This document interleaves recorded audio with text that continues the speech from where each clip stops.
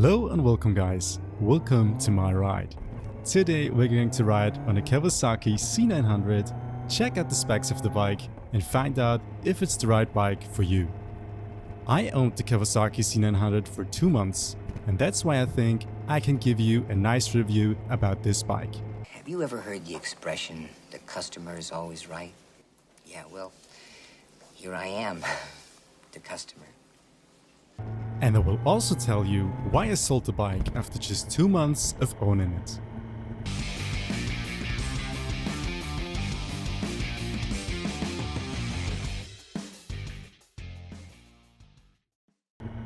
Today we're talking about a Kawasaki built after the year 2020.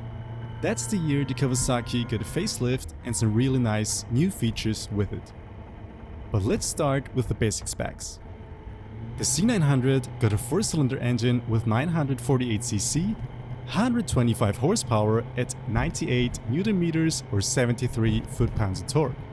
The bike weighs 212 kilograms and got a 17-liter fuel tank.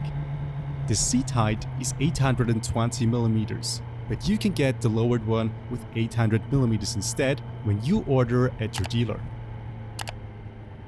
The top speed it can reach is 260 km an hour or 161 miles an hour. It also got ABS, traction control, power modes and a great TFT display. For this great package you have to pay $9,200 or 10,000 euros. But this actually depends where you live. So let's start with the ergonomics. The seat position is pretty upright and not too aggressive, so your wrists won't hurt that fast even on longer tours. The knee angle is also quite nice for a naked bike, but it's not as comfortable as I thought, and my knees start to hurt after about 2.5 hours of riding. Just for your info, I am 1.8 meters or 5'11" tall. Now we get to the motor. I have to admit the motor is really great, especially when you like 4-cylinder engines. It has a huge bandwidth of power and even in the low RPM range it accelerates pretty well.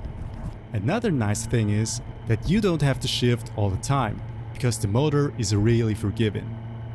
If you want, you would be able to drive in the 6th gear even at low speeds and you won't notice a single stutter. Build quality. Build quality is still excellent with deep bodywork, engine paint finishes, and lots of thoughtful attention to the details including wavy discs, a C-shaped rear light, which I really love, and shaped bar ends. But how does the bike actually feel on the road? The bike itself feels really good and you have a great feeling for your front tire. When you watch the video from 2 weeks ago, which is linked right now, you'll see that a friend of mine crashed and I was able to feel the grip differences at the street because of the great front wheel oriented geometry of the bike. The tire it gets delivered with is also pretty good for a standard tire, but there are definitely better ones out there. The sound is also nice and deep, but of course not as deep as a 2-cylinder engine bike. So overall I think it's a great bike for its price. And I would really recommend anybody to get one if you liked it at the test ride. Now you'll maybe ask why I sold the bike after just 2 months when it's that great.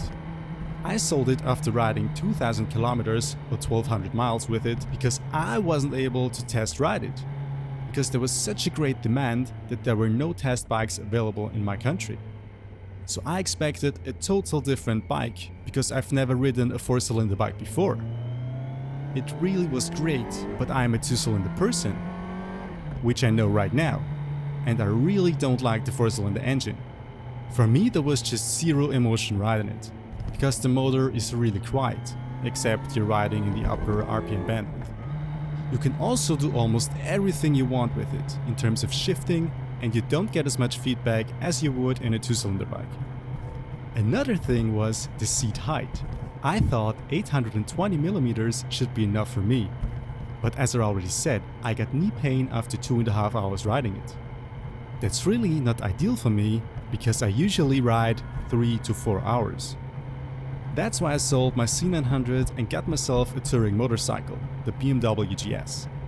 So if you want to go and buy a new motorcycle, please do yourself a favor and do a test ride with it, or even better, rent it for a day.